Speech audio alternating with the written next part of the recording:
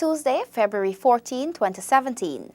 Jean is pleased to bring you today's edition of the Government News Brief. In the news, Region 9 set to reduce maternal and child deaths through IDB loan, Guyana to benefit from climate change adaptation program, and New Amsterdam residents to have 24-hour potable water supply. Stay tuned for these and other stories. Thank you for staying with us. I am Renetta LaFleur. Here are the details. Region 9's health sector is being geared towards reducing maternal and child deaths through a project funded by the Inter-American Development Bank loan. Zanil Williams has the details. Works have begun in the Upper Takatu, Upper Essequibo to help reduce maternal, paternal, and neonatal deaths. Consultation works were conducted last Friday in the village of Anai. Director of Maternal and Child Health, Dr. Ertanisha Hamilton, says the project has two main components, of which deals with community-based projects and consultations. We're looking at strengthening reproductive, maternal, and neonatal health services. It might sound like plenty things, but it's not. Reproduction has to do with getting your babies, and there are other aspects too, like planning your families, spacing the children well so that one child gets the best benefit. All of those encompass with reproductive health. We want you to accept us, first of all, and give us permission to go and to do this for you. Other measures include training health workers, midwives, buying medical equipment, and sharing knowledge within communities. Minister of Indigenous Peoples Affairs, Sidney Alicock, is calling on villagers to embrace this project and make the best of it. We need to plan better. We need to work towards getting the support for health, because if we are going to have a good life, a healthy environment leads to healthy people. The US $8 million IDB loan is for a program which will help reduce pregnancy and child-related deaths, improve the quality of care at 140 health facilities and in 88 communities across the country. Zanil Williams reporting for the Government News Brief. Guyana is among countries listed to benefit from a climate change adaptation program. Here is more. The United States Agency for International Development, USAID, in collaboration with the Caribbean Community Climate Change Center, is financing the Climate Change Adaptation Program. The initiative seeks to tackle climate change challenges in eastern and southern Caribbean countries. Head of the Office of Climate Change, Janelle Christian, says earlier this year, a consultation meeting was hosted to discuss the way forward for Guyana. Guyana is among the 10 countries that will be benefiting, and so the meeting was really for us to brainstorm and see how best Guyana can benefit under this as we identify those areas for priority actions. The US $26 million program was launched in November 2016 and is a 4-year initiative. Christian says 3 areas were highlighted at the meeting for the office to implement and work with as part of the program. Coming out of that meeting, we have identified 3 thematic areas for piloting under this project, and those areas are water resources management in Region 9. The second has to do with climate smart agriculture. And the third is looking at early warning system and community-based disaster risk management. The head of the Office of Climate Change welcomes the support from USAID, noting that it is very beneficial in addressing the gaps in climate change. She adds that the office is also receiving support from the Project Management Unit of the United Nations Development Program from Barbados for the Green Bartik initiative. We are very grateful for this support, in fact, because it is addressing many of the gaps currently with respect to climate policy and plans.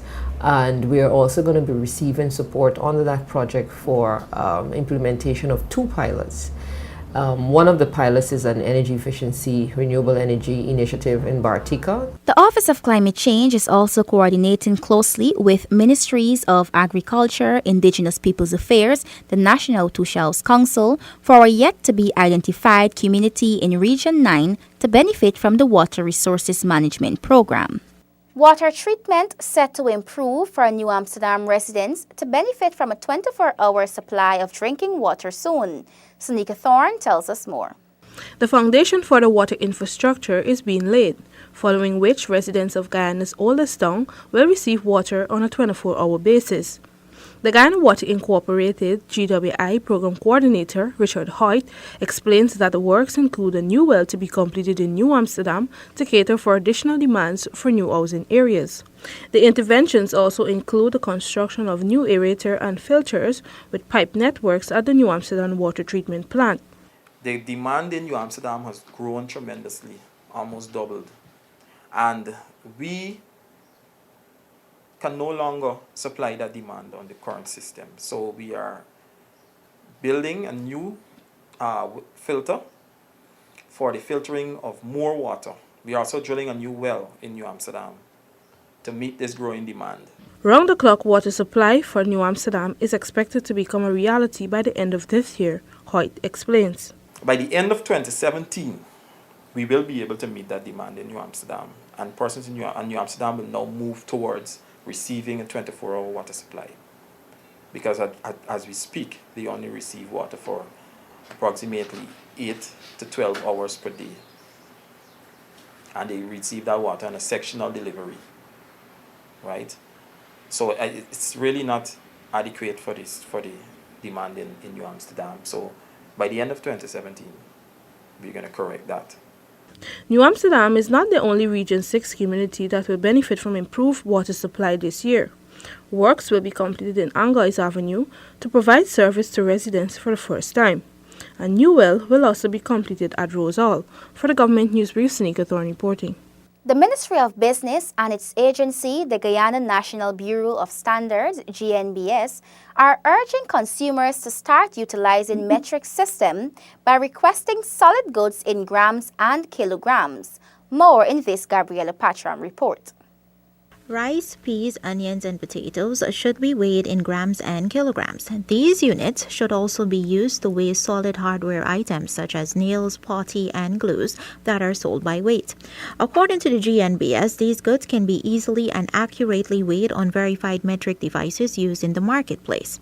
The GNBS says that wholesalers and retailers have a significant role to play by packaging and selling their solid goods in metric quantities.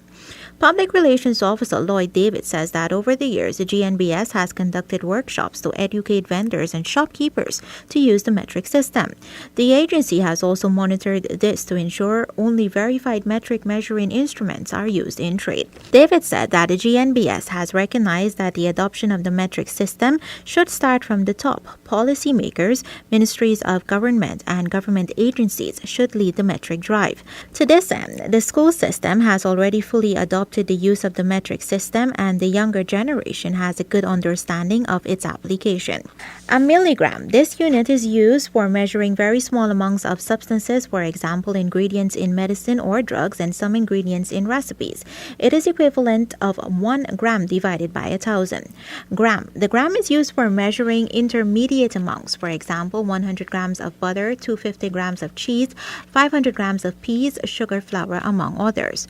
Most countries in the world use the metric system, especially in scientific research, manufacturing, and trade. Only a few countries still use the imperial system of measurement or a combination of both measuring systems. This includes Guyana. Gabriela Patram for the Government News Brief.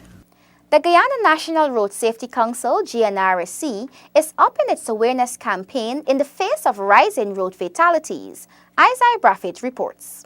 The GNRSC, in collaboration with the Guyana Police Force and the West Demerara Road Safety Association, today held its first awareness session for 2017. Coordinator for the council, Ramona Durgan, says that re-educating the public about the traffic laws is very important. We think education and re-education is very important. Sometimes the crisis in our lives make us forget that there are rules that we should follow. And here, this is what the Road Safety Council, the Guyana Police Force, Traffic Department, and the West Demerara Road Safety Association, that's what we're here to do. The number of road fatalities to date for 2017 is 13, which is the same as what was recorded for the corresponding period in 2016. Vice Chairman of the West Demerara Road Safety Association, Shahab Haq, urges drivers to adhere to the traffic laws. We are pleading with drivers to exercise the 5 C's on our roadways and to desist from speeding as much as possible more so DUIs, drinking under the influence of alcohol. Gina spoke to a few persons about what they think about the awareness campaign. I'm glad for this experience, this activity they have here, because as a teacher, I would like for my students to be more informed. So this is a great activity, I think, and I think they should do more of this throughout the country. At least you know the system, you know the procedure, and you can be able to tell somebody that, well, this is not so, especially when you're crossing a pedestrian crossing. Sometimes you go for cross the vehicle coming.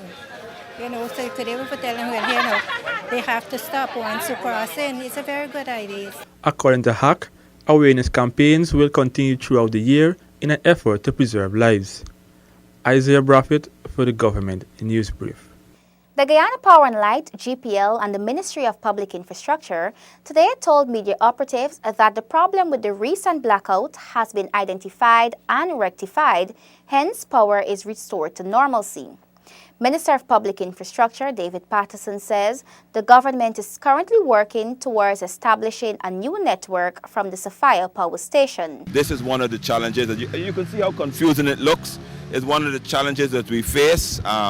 There's been a lot of complaints about, why is it like this, and who did it, and who's wrong, and who's right, and those things. They're all, for us, academic for me, because this is what we have inherited, and this is what we are addressing. So I know, and I asked them, the CEO, to come and bring this person, because I think everyone just keeps hearing it's a line fault, it's a trip, and those things like that, and they keep thinking, well, I heard that one there before. But you can imagine if the high winds come and these two lines, as would happen, or something stuck and it happens, it trips the whole, the system is made to protect itself. So what happens soon, there is a spike, the system protects itself, it shuts down, and we have done. Then, of course, some persons, the crew had to come on Sunday night, literally with torchlights. I mean, you have to start from Kingston and walk the entire stretch and look. I mean, and it was quite difficult at night to notice, unless you see the sparks, to notice which wires are touching and those things like that. So, we are addressing it. I know that, this morning they had to do a few more tensioning and those things with the wires. We do think that the corrective work that we have here will hold. We have come to the end of today's edition of the Government News Brief. The details of these and other stories can be found on Gina's website. Gina has an active Facebook page, and we encourage you to visit and like us so you can be updated as the news unfolds. You can also visit our website and YouTube channel. Do join us tomorrow for another edition of the Government News Brief. I am Renetta LaFleur. Thank you for watching.